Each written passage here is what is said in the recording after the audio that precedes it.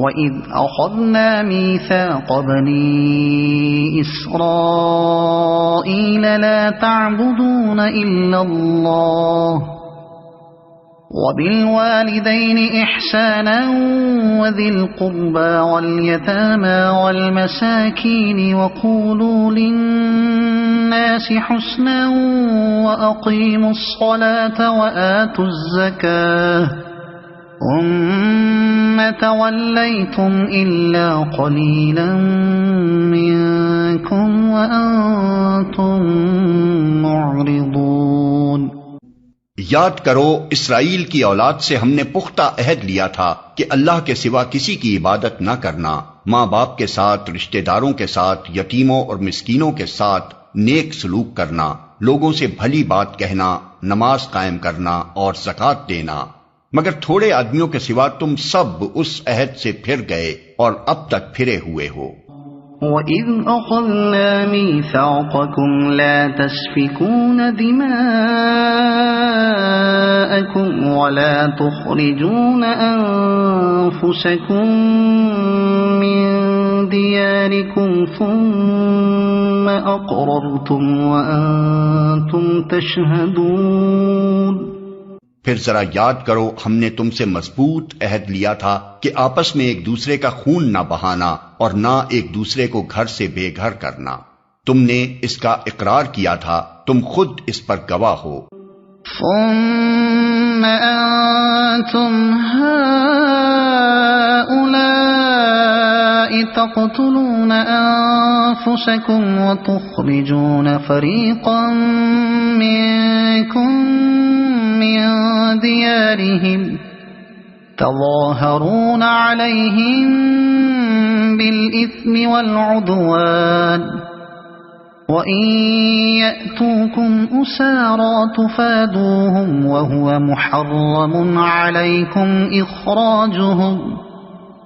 أَفَتُؤْمِنُونَ بِبَعْضِ الْكِتَابِ وَتَكْفُرُونَ بِبَعْضٍ فَمَا جَزَاءُ مَن يَفْعَلُ ذَلِكَ مِنكُمْ إِلَّا خِزْيٌ فِي الْحَيَاةِ الدُّنْيَا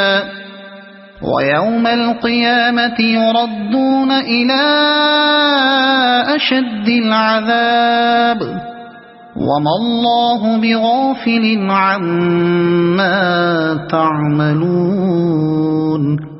مگر آج وہی تم ہو کہ اپنے بھائی بندوں کو قتل کرتے ہو، اپنی برادری کے کچھ لوگوں کو بے خانما کر دیتے ہو، ظلم و زیادتی کے ساتھ ان کے خلاف جتھے بندیاں کرتے ہو، اور جب وہ لڑائی میں پکڑے ہوئے تمہارے پاس آتے ہیں تو ان کی رہائی کے لیے فدیے کا لین دین کرتے ہو، حالانکہ انہیں ان کے گھروں سے نکالنا ہی سرے سے تم پر حرام تھا۔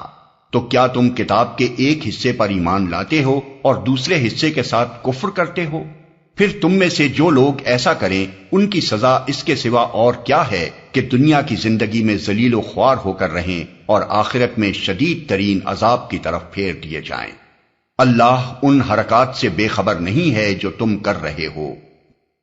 تو کیا تم کتاب کے ایک حصے پر ایمان لاتے ہو اور دوسرے حصے کے ساتھ کفر کرتے ہو؟